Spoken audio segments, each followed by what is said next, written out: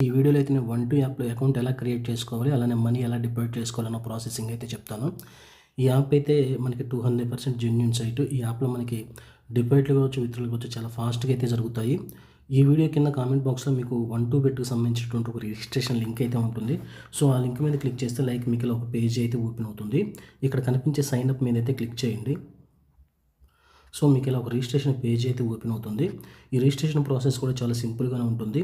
ఇక్కడ user name దగ్గర మీ యొక్క యూజర్ నేమ్‌ని అయితే ఎంటర్ చేయండి. అలానే పాస్వర్డ్ దగ్గర మీ యొక్క పాస్వర్డ్‌ని అయితే ఎంటర్ చేయండి. అలానే ఇక్కడ మీ యొక్క ఫోన్ నంబర్‌ని అయితే ఎంటర్ చేయండి. ఇక్కడ పైన కనిపించే క్యాప్చా కోడ్‌ని అయితే ఇక్కడ ఎంటర్ చేసి కింద కనిపించే రిజిస్టర్ మీద గాని క్లిక్ చేశారంటే ఈ యాప్‌లో మీ యొక్క రిజిస్ట్రేషన్ ప్రాసెస్ అయితే సక్సెస్‌ఫుల్‌గా కంప్లీట్ అయితే అవుతుంది.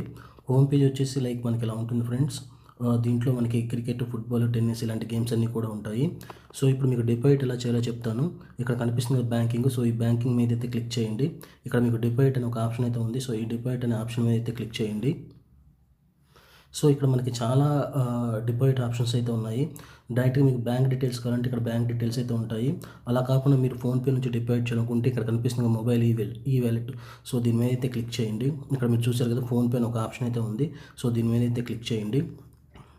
ఇక్కడ కింద మీరు ఎంత అమౌంట్‌ని డిపాజిట్ చేయాలనుకుంటున్నారో అంత అమౌంట్‌ని అయితే ఎంటర్ చేయండి. ఎంటర్ చేసి కింద సబ్మిట్ అనే ఒక ఆప్షన్ అయితే ఉంటుంది. సో, ఈ సబ్మిట్ మీద అయితే క్లిక్ చేయండి. మళ్ళీ మీకు ఇలా ఫోన్‌పేకి సంబంధించిన ఒక నోటిఫికేషన్ అయితే వస్తుంది. సో, ఇక్కడ మళ్ళీ సబ్మిట్ అని ఉంది కదా దీని మీద అయితే క్లిక్ చేయండి. సో, ఇక్కడ కనిపించే ఫోన్‌పే మీద క్లిక్ చేశారంటే డైరెక్ట్‌గా మీ యొక్క ఫోన్‌పే అయితే ఇలా ఓపెన్ అయితే అవుతుంది. సో, ఇక్కడ మీరు చూడొచ్చు. ఇక్కడ మీరు డిపాజిట్ చేసుకున్న అమౌంట్ కూడా ఎంటర్ అయితే అయింది.